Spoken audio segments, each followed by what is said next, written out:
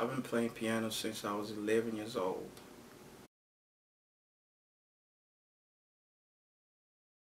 Producing was something that happened naturally.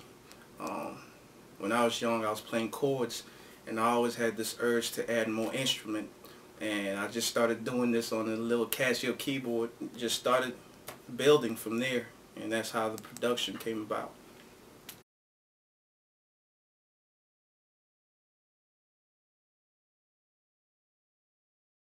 The key to build yourself as a musician is practice. But nowadays you got YouTube. You could go on YouTube and search how to play a certain song. But before that, I just kind of learned through practice. Until this day, I still play piano. I feel like there's always something to learn, and I feel like that kind of helped me with my production side when it comes to composing.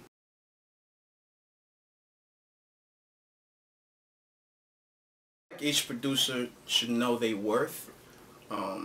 As a creator, as an artist, or as a songwriter, you should know your worth. If you feel like the music you're making is worth a certain amount, that's how you should price it. It's the same thing as artwork. You can't just buy a Picasso piece without spending money on it. I just feel like he valued his art.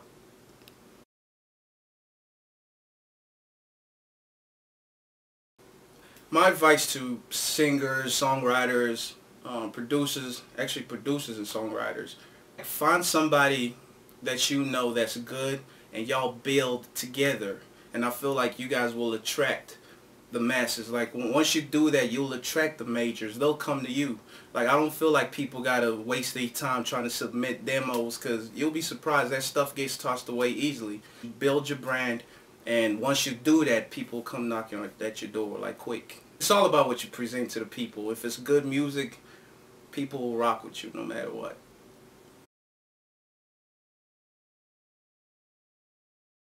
I don't have a problem with producers that sample. I sample myself most of the time.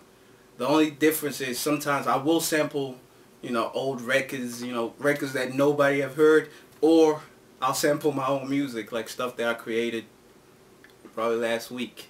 But I don't have a problem with producers that sample. I feel like it's an art. It's all about what you do. Some of the greatest producers, that's what they did. They sampled.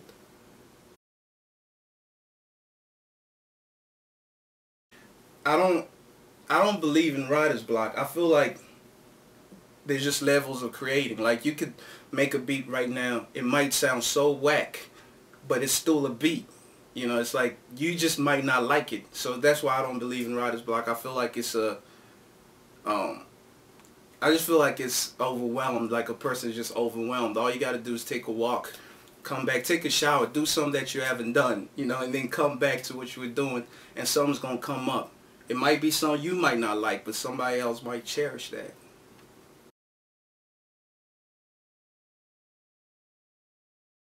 There's a lot of platforms right now, like YouTube, Vine, Instagram, Snapchat. We've been given the platform to perform, and it's all about you being consistent. Don't post something on YouTube and then come back 3 months later expecting people to, just adapt to you. Like you gotta be consistent. It's pretty much consistent effort.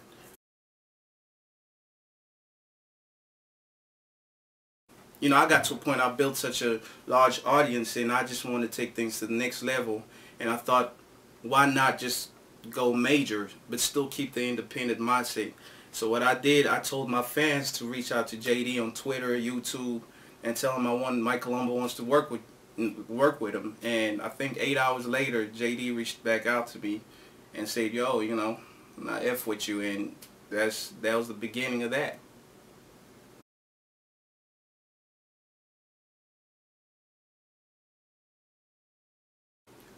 I think the best advice anybody could get is to be yourself. Producers, I feel like if you want to stand out as a producer or songwriter, there's got to be some sort of signature about you. Like you gotta, when you yourself, when you're creating melodies and you feel like you're not just following the trend, you pretty much create your own spot in this industry. And I feel like being yourself is the best advice I could give anybody. Like, if you like it, if you vibe with it, stick with it. And, you know, just force it in their ears. Eventually they're going to get it.